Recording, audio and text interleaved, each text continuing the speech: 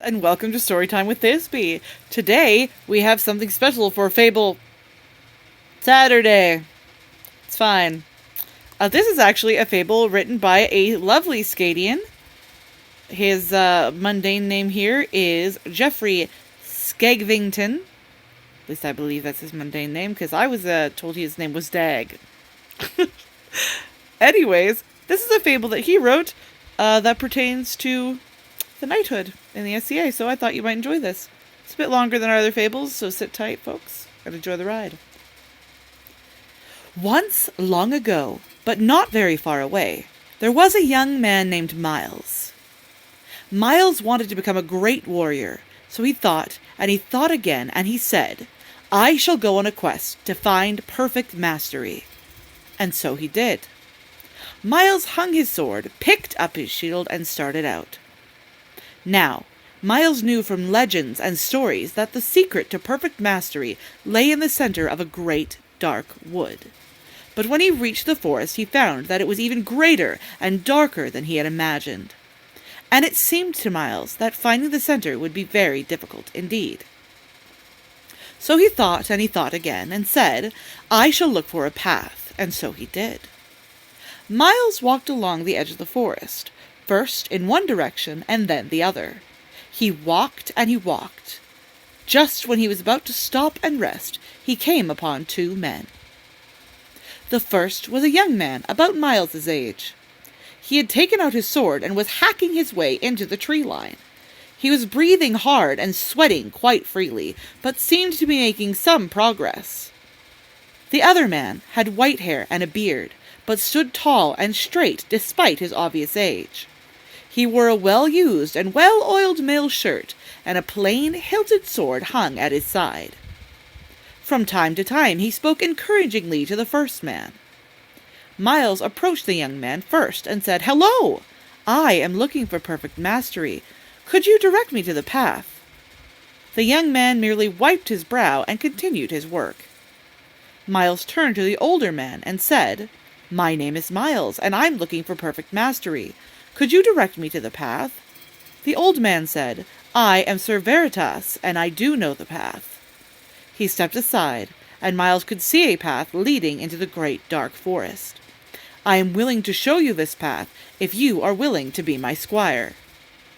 Miles thought, and thought again, and said, "I shall become your faithful squire." And so he did. Sir Veritas removed his scabbarded sword, and handed it to Miles. "Here," said the knight, "see to its care." Miles took the sword. It was heavy, but he held it carefully. The knight gestured for Miles to enter the path first, and said, "Start down the path, Miles. I will be behind you in case you falter." As Miles started down the path, he turned to Sir Veritas. "Sir Knight," said Miles, "why didn't you show the path to the other man?"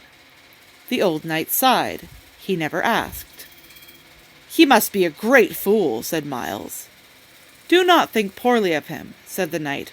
"For many, the effort is as important as reaching the goal. He chooses his own path." Miles turned and continued up the path.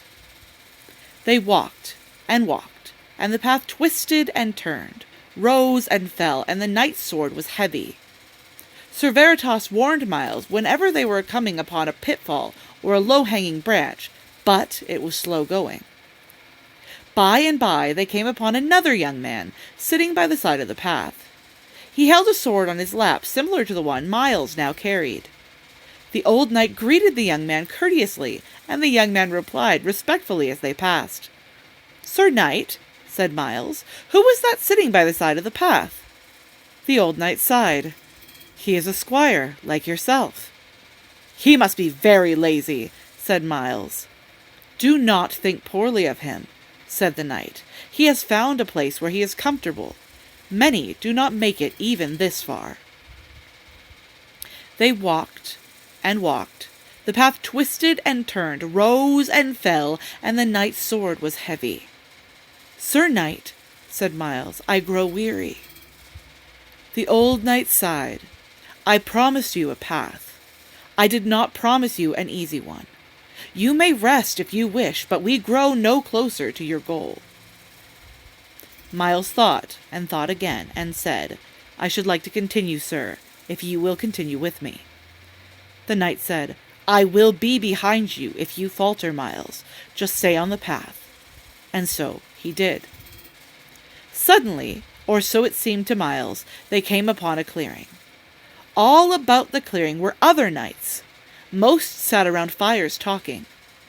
As they entered the clearing, Sir Veritas was greeted familiarly by the others, and to Miles's surprise, the knights hailed him in a friendly fashion as well. They were invited to sit and talk for a while, and so they did. As they talked, Miles watched around him. Occasionally, one of the other knights would get up, go to the edge of the clearing, and listen at the tree line. From time to time, he would shout directions to someone unseen in the forest. Eventually, someone would break out into the clearing and be greeted as Miles was. Sir Veritas turned to Miles and said, "You may return the sword now, Miles. This is as far as I can take you. You are now a knight in your own right." Miles handed the sword back to Sir Veritas. He had grown used to its weight, and it felt strange to suddenly be without it.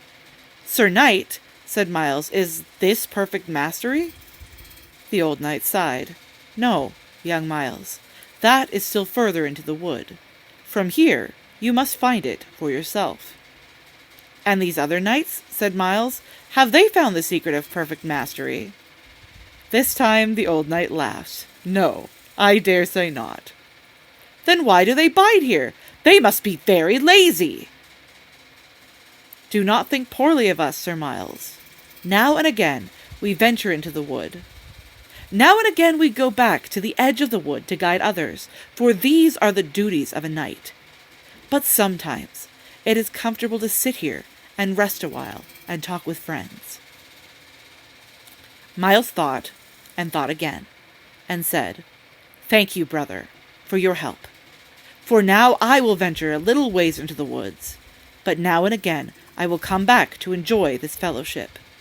And now and again I will go back to the edge of the wood and guide others, for these are the duties of a knight." The end.